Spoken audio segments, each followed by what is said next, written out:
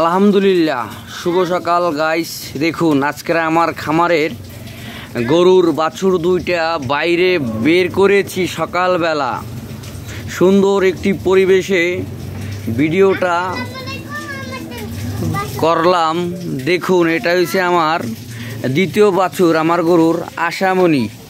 সে তাকে বাইন্দে রাখা যায় না, সে বান খুলে ফেলায়।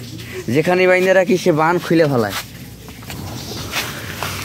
আলহামদুলিল্লাহ, আলহামদুলিল্লাহ, আল্লাহর রহমতের এত যে সৃষ্টি, কত সুন্দর করে আল্লাহ পাক সৃষ্টি করে দিয়েছেন বলে, বেহেশতের মাটি থেকে দিয়ে তৈরি। দেখুন আমার মেয়ে গেছে আশামণির কাছে, আশামণি তাকে দেখে ছুটে অন্যদিকে চলে গেছে। আর এটা হচ্ছে আমার আদরের মেয়ে আরোহী।